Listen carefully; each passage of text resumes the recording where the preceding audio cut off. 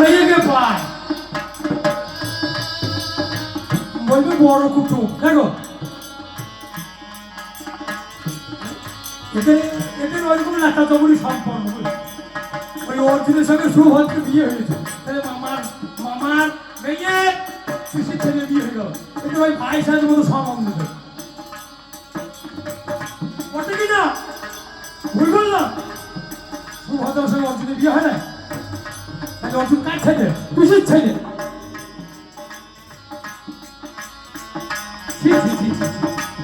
আমাদের ওইরকম আছে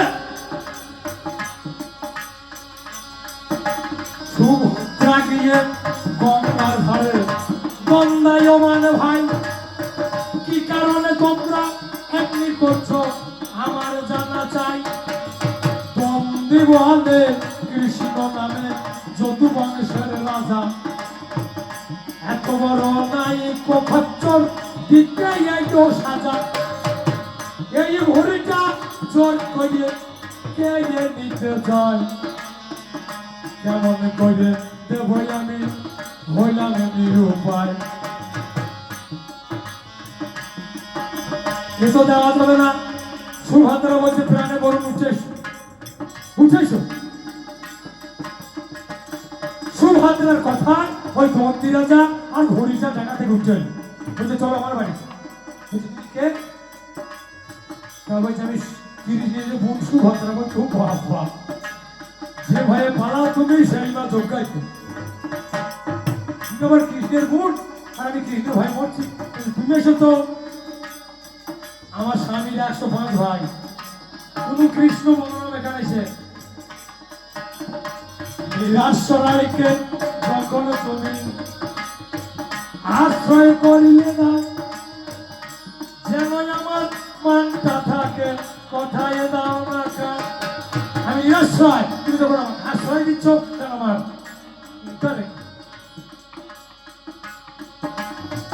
সুভদ্রা নিয়ে গেল ঘটনাটা বললে 105 ভাইকে 105 ভাই নিয়ে গেল 56 কোটি যদুবংশ নিয়ে কৃষ্ণ গেল যুদ্ধ করতে পরাজয় স্বীকার করে পানি ভিড়ে এলো এই শক্তিকে জন্য কে জানে না বলো আমার ভাইয়ে ভাইয়ে দণ্ড লাগিয়ে দিল জানে কে শোনা এর মতো নাই কোন বেঈমান কেন কেবল বাবার বাবার বিরাট শয়তান ভীষ্ম বলেছিল গঙ্গানন্দ ভীষ্ম দশম দিনে আমি পঞ্চপাণ্ডব নিষ্পাণ্ডব করে দেবো দিয়ে গভীর রাতে যখন 5খানা বাণ ভীষ্ম তুলছে নিজের শিবিরে তখন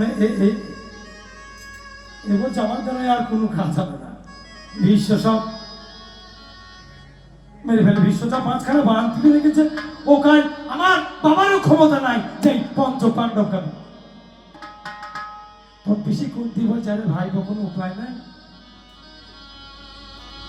ভাই তো ভালো যে বলে ঘোষণা 60 বছর না হলে বুদ্ধি হয় না এর হয়ে থেকেই বুদ্ধি খালি কুবুদ্ধি বলছে পিসি একটা উপায় আছে বলছে কি বলছে একমাত্র পঞ্চপাণ্ডবকে বাঁচাইতে পারে দ্রৌপদী বলছে কি করে বলছে রাত 12টা যাই বাঁচিবে মানে দ্রৌপদীকে ভীষ্মে না দিব না গো তাই তো দ্রৌপদী ভীষ্মের কে হয় না দিব হয় রাত 12টা যাই বাঁচিবে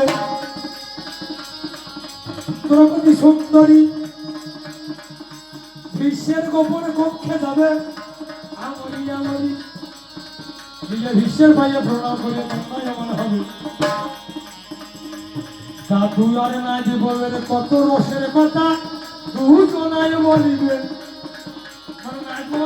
দাদু যেমন হয় রসের কথা হয়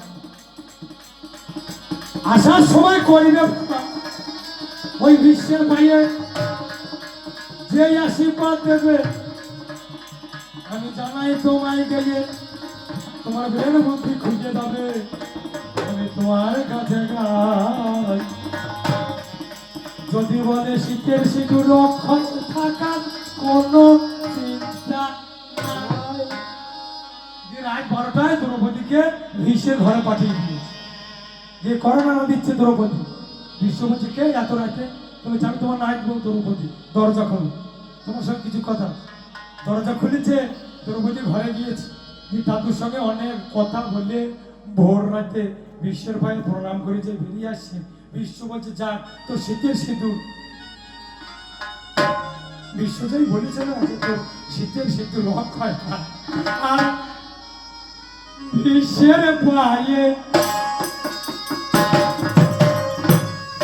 যজ্ঞ শ্রেণী না গো, যজ্ঞ থেকে ওর জন্ম বলে ওর নাম হচ্ছে যজ্ঞ শ্রেণী। ওর নাম দ্রৌপদী, ওর নাম হচ্ছে কৃষ্ণা। গায়ের রঙে একটু শ্যামবর্ণ ছিল বলে ওর নাম ছিল কৃষ্ণা। ধ্রুপদ রাজার কন্যা বলে নাম ছিল দ্রৌপদী। আমার কেটে কেটে ভীষ্মের পায়ে লুণ্ঠিত ভাই, আজ কেটে কেটে ভীষ্মের পায়ে লুণ্ঠিত ভাই।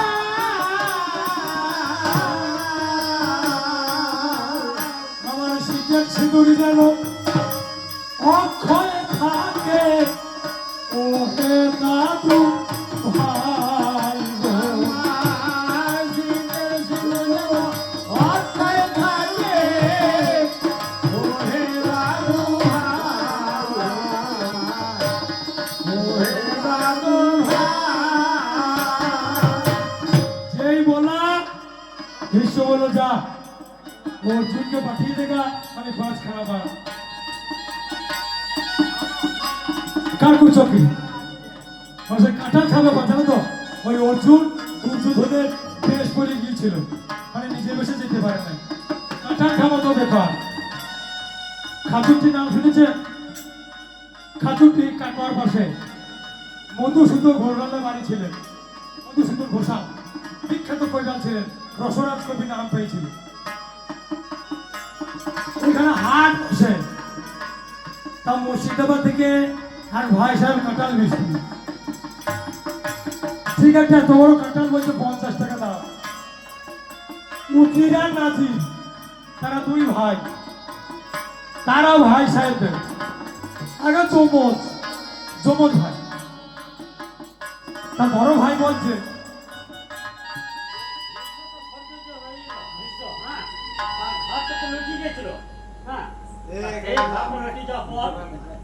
ঘরে বানটা আর জলটা যে মেরেছিল রাম, বলে হাইটা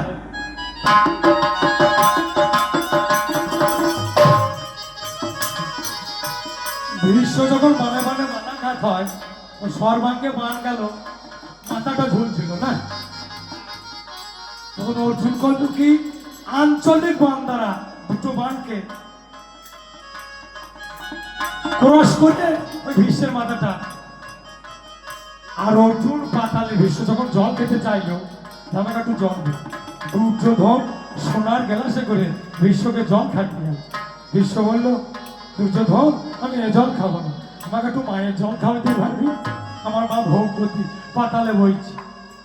তখন অর্জুন দুর্যোধনের দ্বারা হলো না, অর্জুন সক্ষভাবে ভক্ত না, ভীষ্মের পায়ে প্রণাম করে তুম থেকে বান নিয়ে পাতালে মারলে ওই ভগবতীর জল ফোয়ারা দিয়ে ভীষ্মের মুখে বলল ভীষ্মের জীবন ধন্য। এই 2 ভাই যমজ দিয়ে বড় ভাই প্রথম এসে বলছে এই একটা কাঁঠালে 50 টাকা দাম বলছো, একজনের খেয়ে পেট ভরবে না। সে দেখছে বড় কাঁঠাল একজনের খেতে পারবে না, আর এ বলছে খেয়ে পেট ভরবে না। বলছে ভাই তুমি যদি খেতে পারো 1 গাড়ি কাঁঠাল তোমাকে দিয়ে দেবো।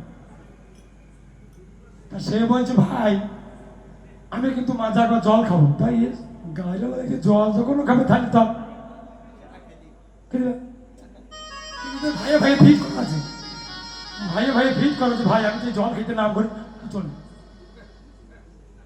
এই অর্ধেক কাঁঠাল মেরে বলছে ভাই আমি জল খেয়ে আসি। তা বলছে যাও বড় দাদাকে ছোট ছোট ভাইকে পাঠিয়ে দিই অবিকল একই মাল তো কারো বলো বুঝলো এ বাকি কাঁঠাল মেরে দিয়ে এক গাড়ি কাঁঠাল নিয়ে কাঁঠালওয়ালা কিছুই বুঝতে পারে তেমনি করছে আমাদের কৃষ্ণধন অর্জুনকে দুর্যোধনের বেশটা চাই আনতে বললো না বলছে দাদা ভীষ্মচা বাঁধ তুলে রেখেছে কাল আর বাঁচবো না তোমার বড় সাজ রাজা সাজা তা তোমার ওই রাজ পোশাকটা একবার দাও আর রাজ মুকুটটা দাও বলে ভীষ্মের কাছে গিয়ে ওই 5খানা ভাত নিয়ে এলো আসার সময় পায়ে নপুরটা বাজিয়ে দিল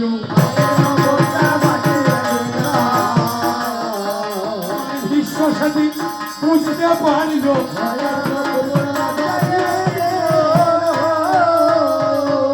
ভীষ্ম বুঝতেও পারলো আর প্রতিজ্ঞা করলো যে হে ভগবান তুমি বলেছো কুরুক্ষেত্রের যুদ্ধে অস্ত্র ধরিব আমিও যদি গঙ্গার বিশ্ব হয়ে থাকি কালকে তোমায় আমি রথের চাকা ধরা বুই জায়গার আলোচনা হবে না একটু বলবে না দুর্যোধন তখন কলার পাতা পরে আসছে গান্ধারীর কাছে